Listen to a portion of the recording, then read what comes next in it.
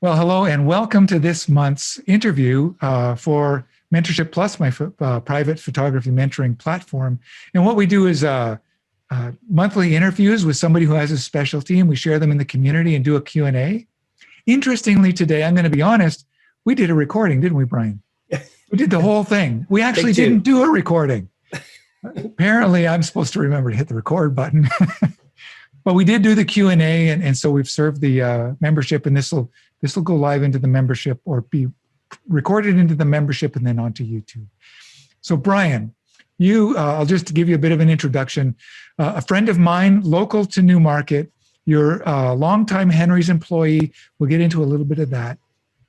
You run a very unique Daytripper platform where you take people on day trips and you teach them the fundamentals of photography. And this is one of the ways we really connected. Is I did a couple of your day trips early on. I thought they were just fantastic ideas. And then also the Newmarket Camera Club, which we're going to talk about. And I learned today that not only were you a past president, you actually were one of the founders, you and Ross, if I'm not mistaken. Yep, Ross and so welcome, Brian. Yeah. Welcome to the interview. Glad to have you. Thank you. Thank you for doing this again. Yeah. I don't mind. I love it. I love talking to you, Ron, and I have no problem with this whole thing. This is fun. Oh, I so much appreciate it, Brian. One of the things I want to dive into is for a long time now, I've known you as somebody at Henry's, and I want to tell the people listening that whenever there's somebody who's fairly new to photography and wants to know what camera they should buy, I'm a Nikon fan, but I'm not dyed in the wool. I think everybody should buy the camera that's right for them. And you're one of the people I send them to who I can trust to put cameras in their hands and say, how does it fit and what do you need it for? That's one of the things I love about you working at Henry's. I still do that. Tell me about the experience of finding the right camera. What's important? What should we know? Well, it's not about really that all cameras are great or all cameras are bad or whatever. It's what do you shoot? What do you do? And thank you for that, by the way. It's tough. I mean, it's a lot of people think of a salesperson like a car salesperson or used car salesperson. You're trying to upsell and this and that. Well, obviously business is business. You got to do what you got to do. But when it comes to choosing a camera, you got to choose the camera that works for your need, not the camera that I want to sell you today. Yeah. Completely different thing. You and I shoot completely different things as well, right? Yeah. You do a lot of portraiture where I have done it for wrestling, but my main thing is light painting and other needs and high ISO and different things, right? Wrestling and whatever. Yeah. So our needs are different. Therefore, our perfect camera is different. And when I'm selling a camera to somebody, I want to ask you a lot of questions. I want to find out what you're doing. And then I'm going to use the 15 years of experience that I have selling these things to make a suggestion. And thank you for noticing that I'm trying to be as honest as possible when I do that, because you don't get anywhere at all if you're and that goes to integrity and that, Henry's and Newmarket is and probably, will be last man standing if retail camera stores ever go away for good, because they represent serving people and what they need, not what you what you want to sell them. Yeah, exactly. And so, if somebody was to come in, for example, and say, oh, I'm probably only going to shoot occasionally and on holidays, and I need something compact with good telephoto, you would recommend something entirely different than somebody saying, I'm going to Antarctica and I need something robust. Exactly. I just came up with 2 cameras, one for each person there. Yeah. So let us know what you might throw out there quickly. For the first example, Panasonic FZ300. Awesome. Exactly. Bridge camera. I like a f2.8 lens. It does everything, 4K video, tilt LCD. It's just a really compact, awesome camera to work with. And of course, for the other stuff, what you have, a D850, a D750, a D5, D6, a D500, something a little bit more robust. Or if you're a Canon user, the 5D or the R5, R6, or if you're a Sony user, then, blah, blah, blah. So it's a need-based thing. Yeah, one of the things I always do a bunch of lenses too to go with it, just so you know. Well, yeah. No, and lenses are always really important for whatever you're trying to capture. If you're going to Antarctica, or a major like wildlife trip, you want 400 millimeters or more. Like that's your minimum. Like you just don't want to go without 400 mil, in my opinion, on a full frame camera. I agree. And so anyway, I'm going to kind of shift us away from that. And just again, thank you for representing and giving people what they need, not just what you want to sell them. It's so important today. And there's so many choices out there. And for the record, my wife now shoots with a FZ200 Panasonic with a Leica. I kept telling her, my old Nikons aren't what you need. You need a bridge camera with great zoom and macro. Yep. And you can't pry that out of her hands now. Like it Beautiful. is the camera for her because she's an occasional shooter that needs good range. Mm-hmm. But you don't want to compromise on a sharp image. Yeah, she doesn't need super rapid, wildlife kind of shots. She's often doing close-ups of flowers and then sunset pictures. And that camera does both of them really well. Yeah. It's surprising. Yeah.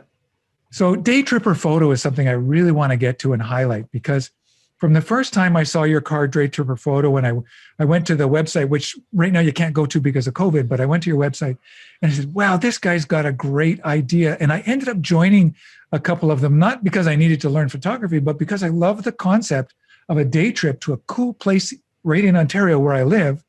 And I believe I went to, what was that waterfall one? Brooks Falls. The Berks Falls and Screaming Heads. And I did Birds of Prey.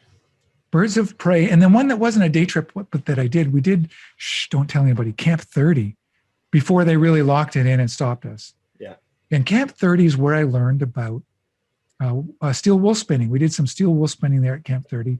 And then I was able to try it out myself. And I just wondered if you got a couple images there you can share from what do you do on a day trip? Explain that Daytripper Photo concept, because I think you're doing a great thing for photography and helping photographers learn the fundamentals of photography. Thank you for that. Appreciate it. And yeah, I mean, Daytripper Photo originated because I was working in the camera store, seeing people take courses in the back room and not really understanding, how to translate things you just see up on a wall to hands-on shooting. So I thought, well, why don't I just do hands-on shooting with you? Did some local trails, did the Toronto Zoo, which was a mess, by the way.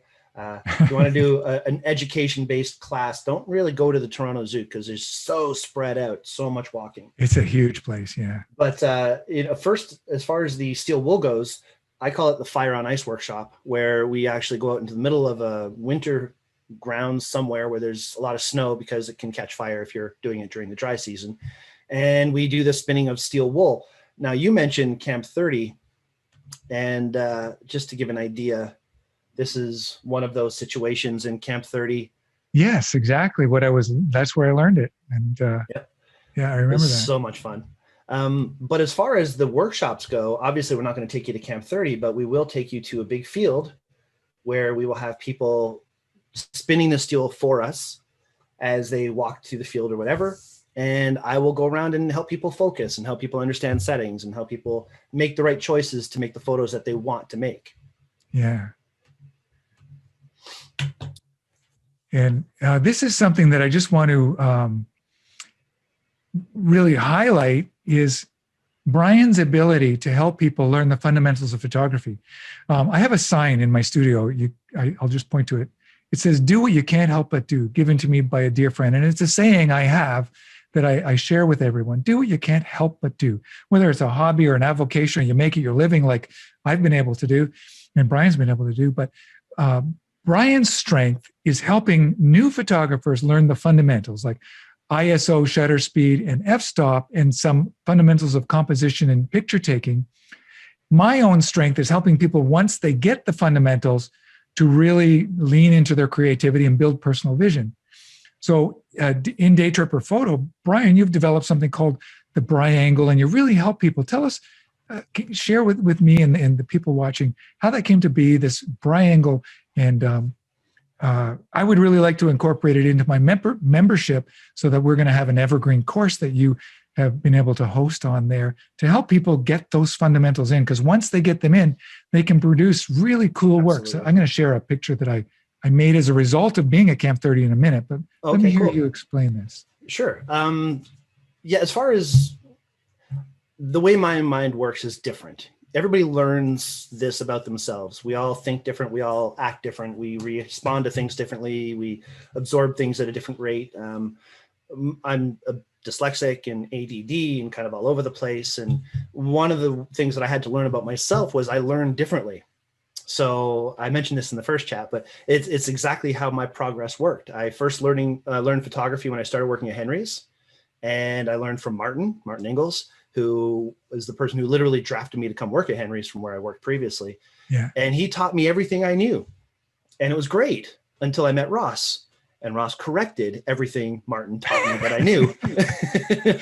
Well, and as far as being technically excellent, Ross is one of the most knowledgeable people I know in photography. So yeah, absolutely. And with Ross's support, I was able to mold that little presentation that I had been doing, teaching people photography. And as I mentioned earlier, it took me about 6 months just to figure out what aperture was the way Martin was teaching me.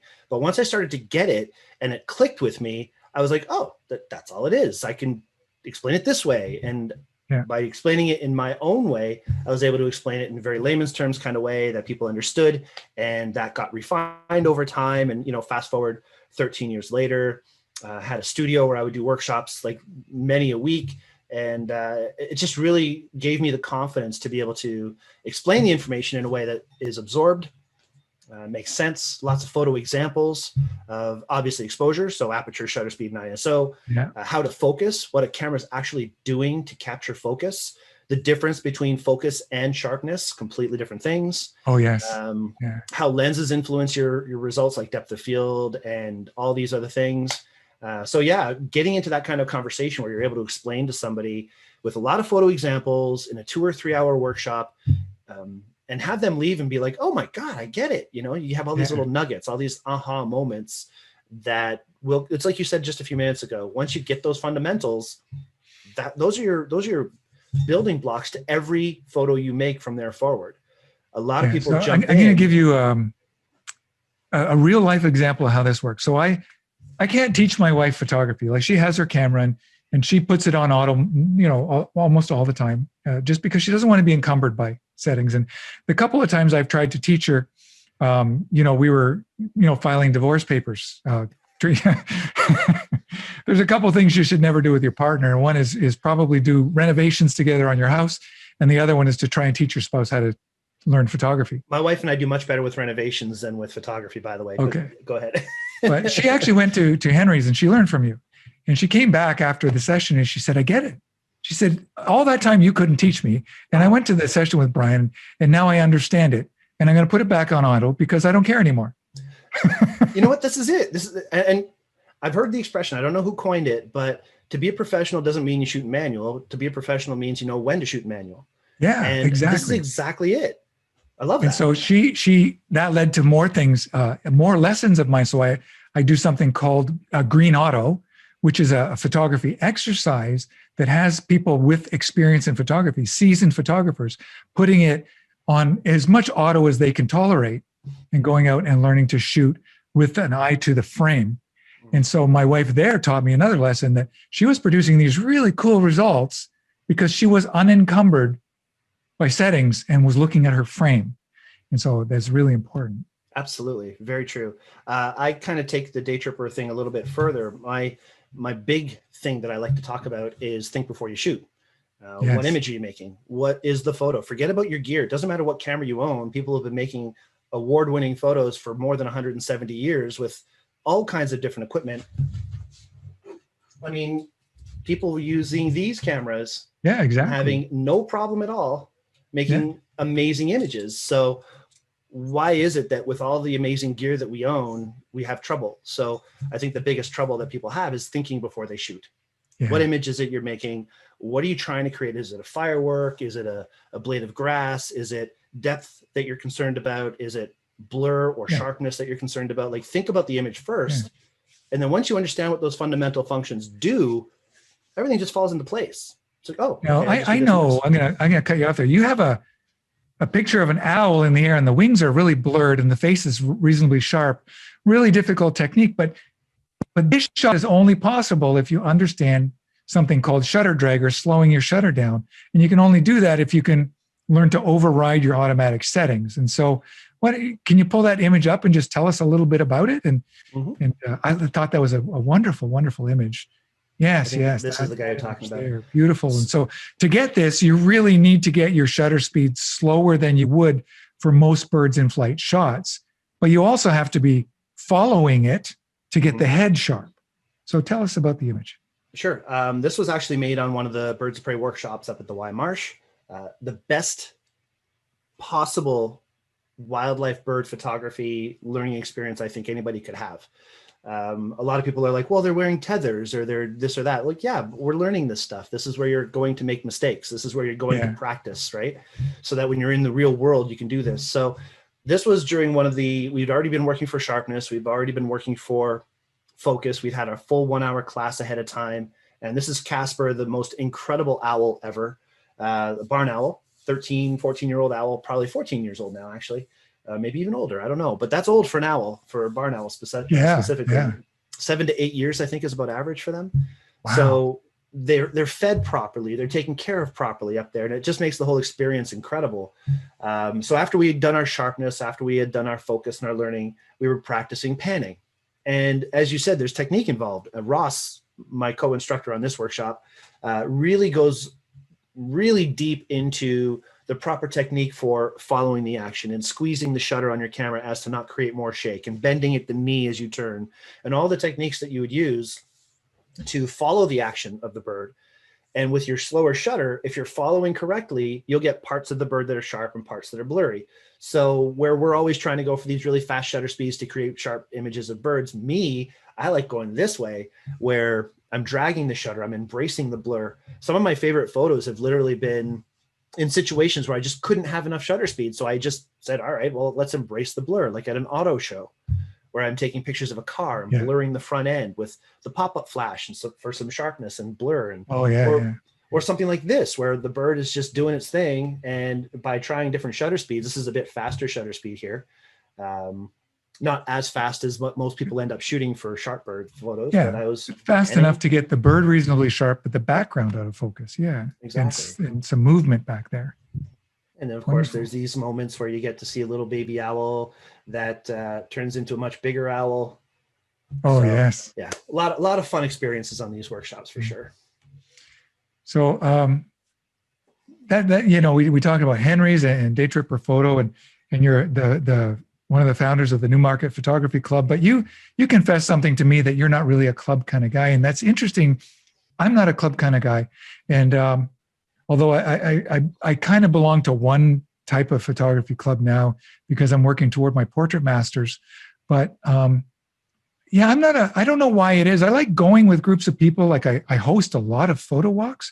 You host Daytripper Photo, but camera clubs are kind of hot and cold for you. What's up?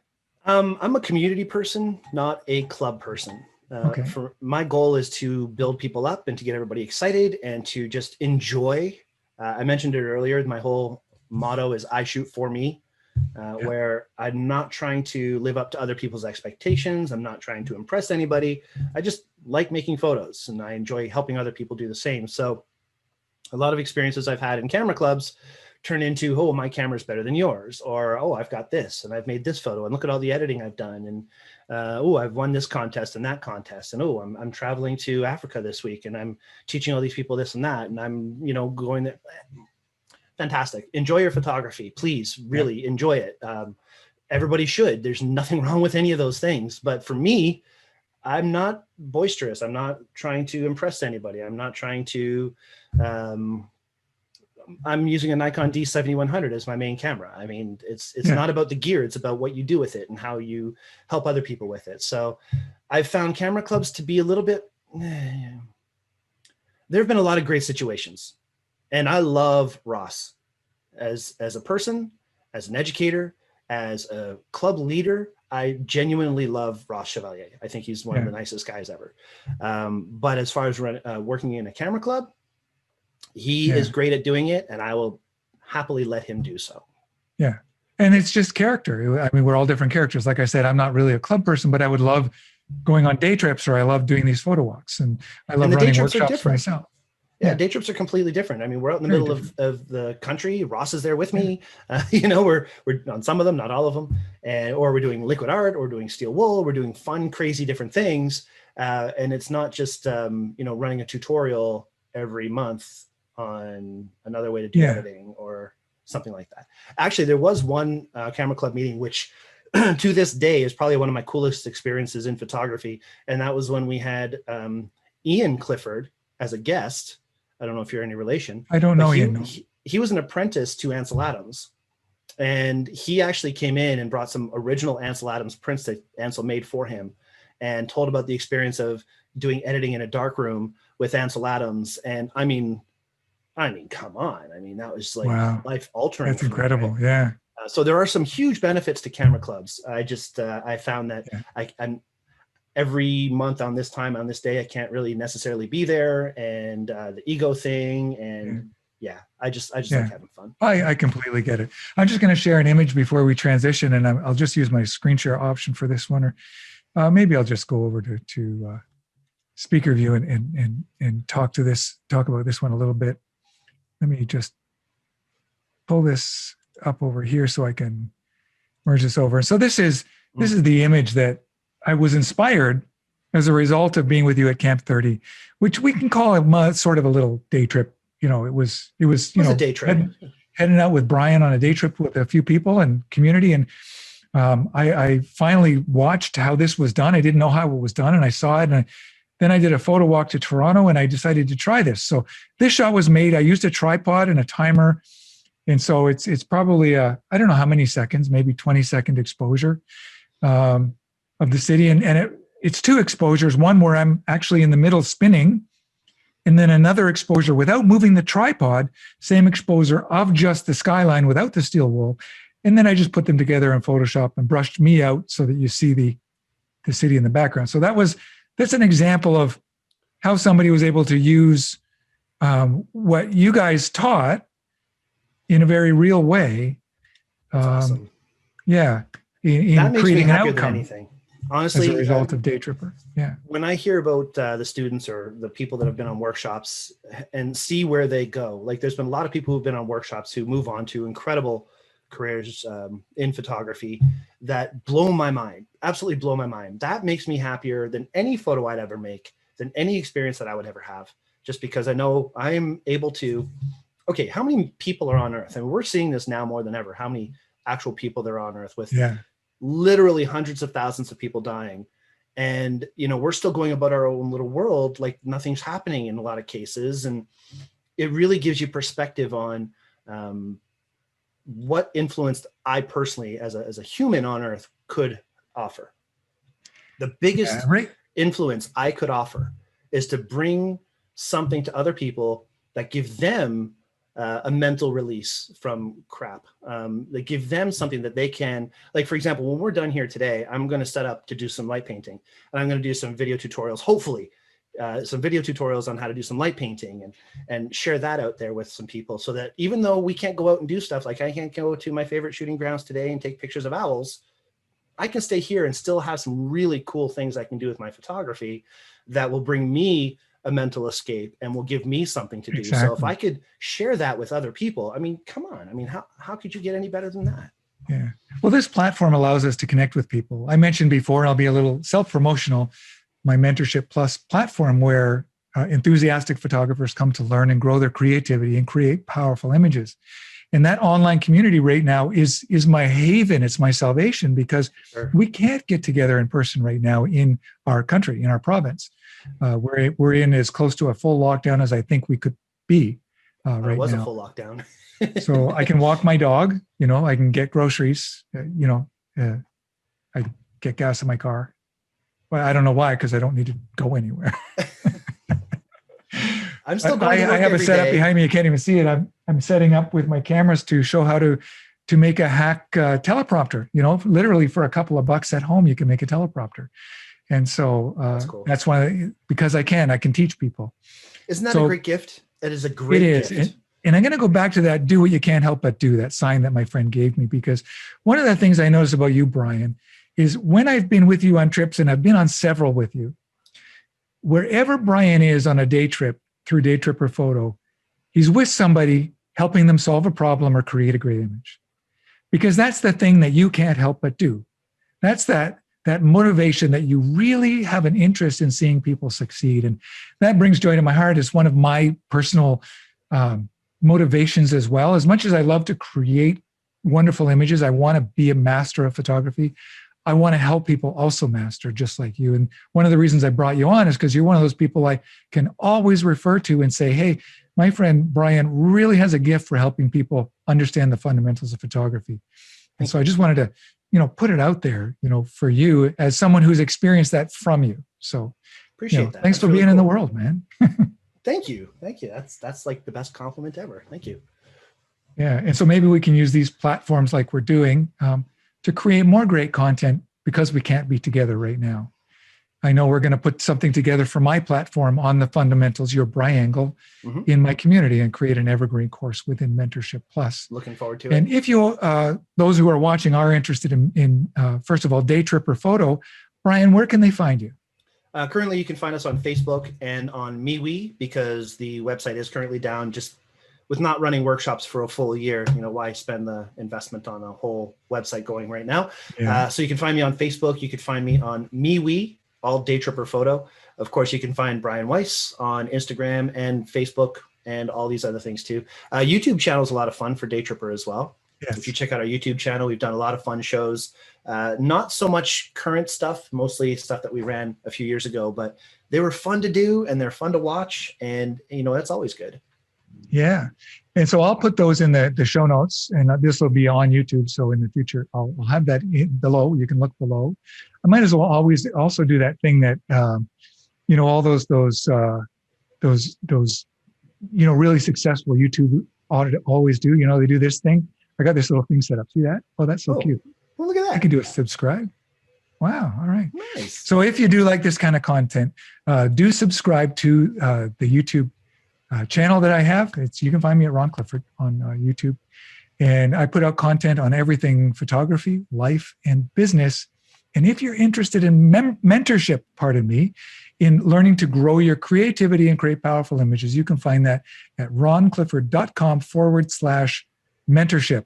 And I'll be opening up to new members very soon in this new year, probably by the end of the month or early February. Awesome. Come back to this view. Bryan, I want to thank you for coming on board and doing this interview. And you're one of the guys, there's some good guys in the industry, people who are just dedicated and have a heart to help other photographers. And you're one of the first that comes to mind. So I want to thank you for joining me on the interview style we have. And we should get together again. And let's use this technology to stay connected to people. Thank God we have it. Yes, it's amazing. Thank you, Ron, so much for having me on. I really appreciate every opportunity I get to talk to you. It's fantastic. Thank you.